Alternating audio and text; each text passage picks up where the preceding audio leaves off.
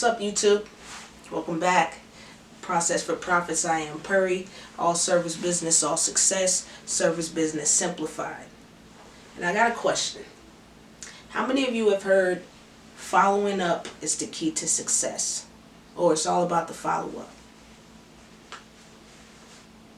I want hands raised in the comment section. How many of you have heard that? And those of you that have heard it, how many of you with the business have implemented that into your business in a successful manner? And maybe not even successful, in a sustainable manner. How do you track it? Are you able to track it? How do you engage with the client on the other end of the email that you were sending? Or however you choose to follow up. What are your methods for following up?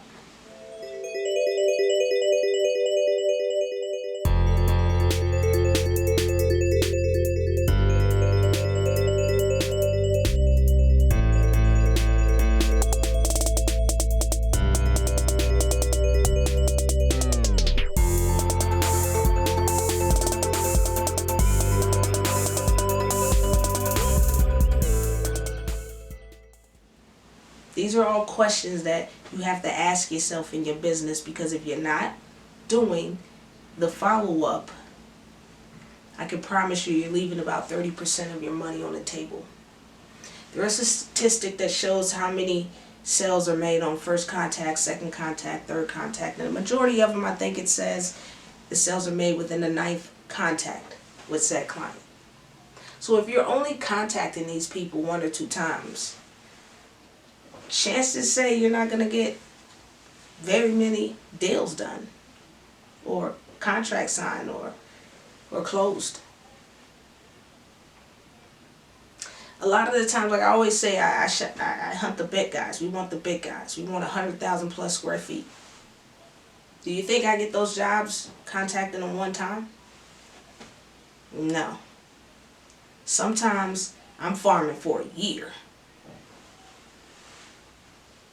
I'm hoeing my row for a year in farming terms in order to harvest that crop, that client, to get that contract signed. Because the nature of cleaning is sometimes they sign the contract closer towards the end of the job than right in the beginning.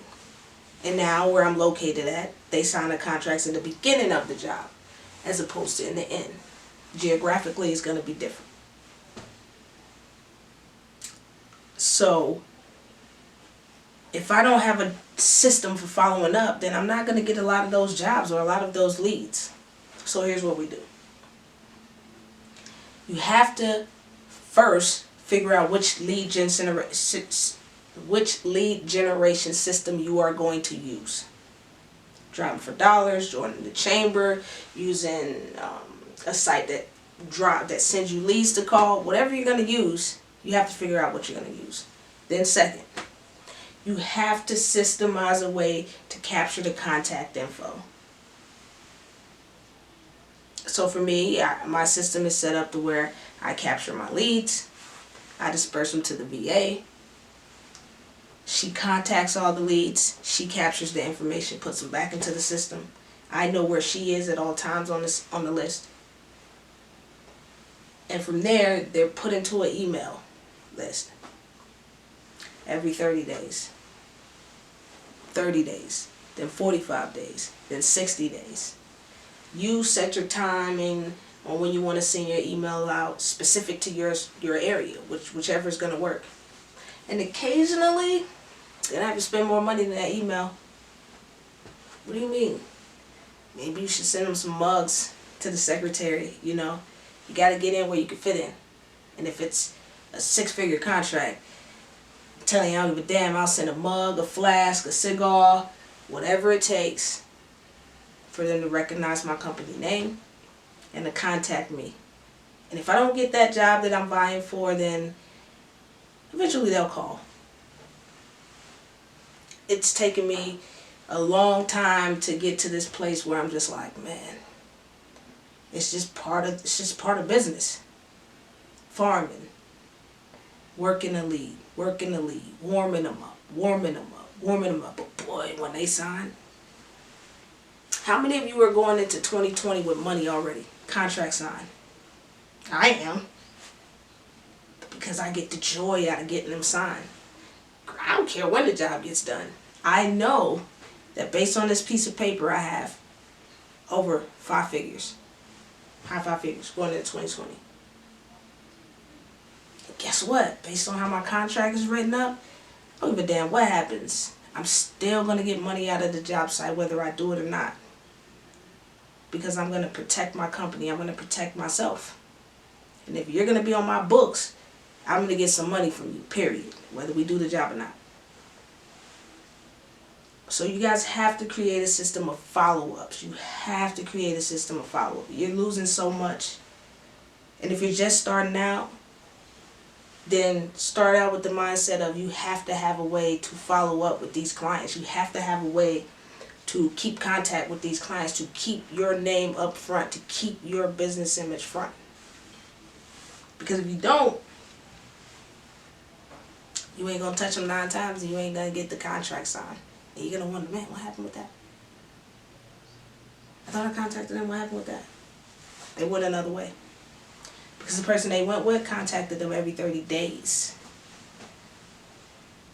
So, if it's $8,000 on the line, what are you going to do?